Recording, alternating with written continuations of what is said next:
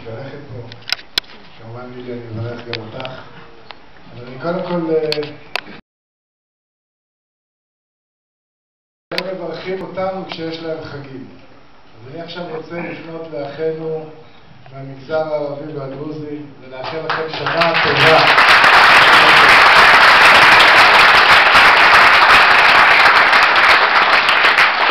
אנחנו תמיד זוכרים מי נמצא איתנו בזמנים קשים, ואתם הייתם איתנו ותהיו איתנו ואנחנו נהיה איתכם לתמיד.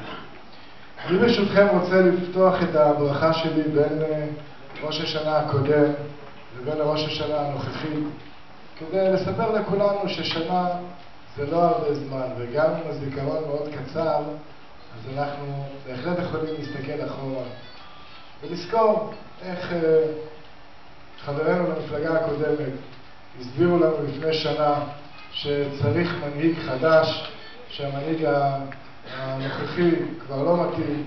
אחד הסביר לנו שהוא אהבל, והשני הסביר לנו והשלישי הסביר לנו, בוז'י, הסביר לנו שהוא רוצה להשתלט על המפלגה, והנה אוטוטו זה קורה בוועידה, מחליטים ואני משתלט על המפלגה ואחר כך נראה כבר מה יהיה. ואבישי כמובן הסביר לנו איך הוא כובש עולמות, והוא כובש את מפלגת העבודה ומשתלט עליה. לא שכחתי אפילו לרגע את אמיר פרץ, שניהל משא ומתן באופן מתמיד על פירוקה של מפלגת העבודה. חבר'ה, שלא תדעו, ניהל משא ומתן קבוע כדי למצוא את החמישי. בסוף הוא החליט שהוא לא מוצא את החמישי, אז אולי הוא ימצא פריימריז. זה פחות או יותר מה שעשו בשנה החולפת. אז עכשיו בוז'י, אני פונה אליך ביושר רב. הוועידה כבר חלפה מזמן. ביטלתם את חוקת ברק, שעכשיו גם אתה וגם שלי מבינים שתתגעגעו אל החוקה הזאת עוד הרבה זמן. ייקח לכם הרבה מאוד זמן לייצר אותה. ושכחתם שבסופו של דבר במו ידכם פירקתם מפלגה, ולא עשיתם קאמבק, ולא קרה איתכם דבר באמת, ובסופו של דבר הזמנים עברו. אז בוז'י, הוועידה הסתיימה. די לשבת על הגדר. אתה הרי יודע את האמת. אתה יודע את האמת שהמקום ההוא סיים את הדרך. סיים את דרכו, ובסופו של דבר אתם הולכים לאותו מקום. סליחה, שכחתי את פואד, שתמיד דאג לכתוב לי על פתקים על טורבינת השנאה שנקראת שלי יחימוביץ. אז פואד, אני אוהב מאוד את שלי, אני חושב שהיא ראויה לעמוד בראש העבודה, אני מאחל לה הרבה מאוד בהצלחה, ואני מאוד מקווה שלא תשכח לעולם לפנות אליה בתואר, גברתי היושבת ראש. שיהיה לכם המון להצלחה.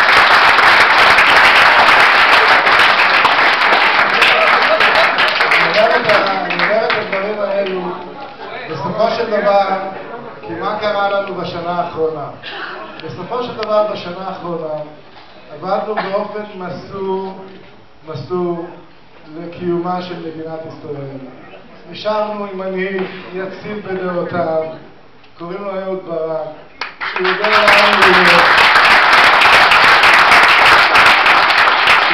לאן הוא הולך ולאן הוא לוקח אותנו.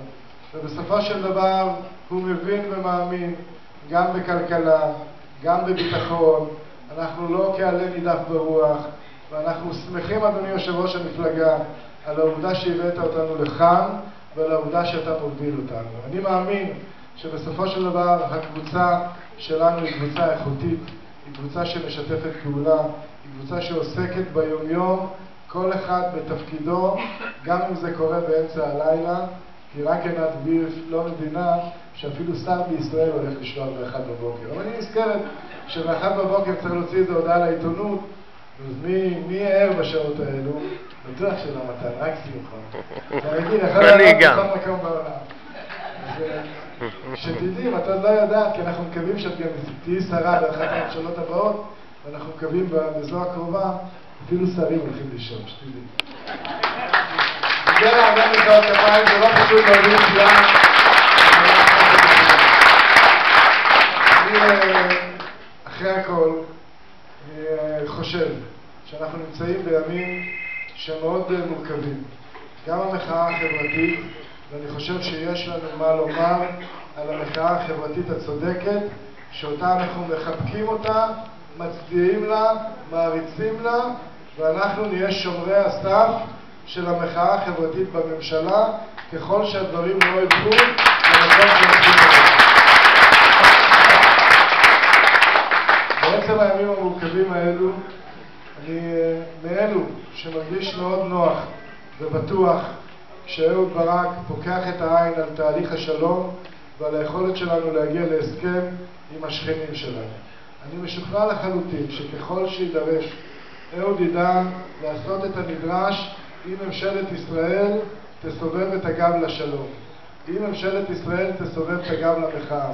אני משוכנע שאנחנו כמפלגה, שהציונות מעניינת אותה ושאנחנו רוצים את המרכז הפוליטי במדינת ישראל, נדע מה לעשות אם כולנו לא נצעוד אל חברה עם כלכלה, חברה וביטחון ושלום הרבה יותר טובים. כשתהיה לנו שנה טובה, די לשבת על הגדר, אנחנו מחבקים אתכם ורוצים להתחיל לעבוד מיד אחרי החגים, כדי שאני לא אעשה לכם עוד סטנדאפ בעוד שנה. ושתהיה שנה טובה.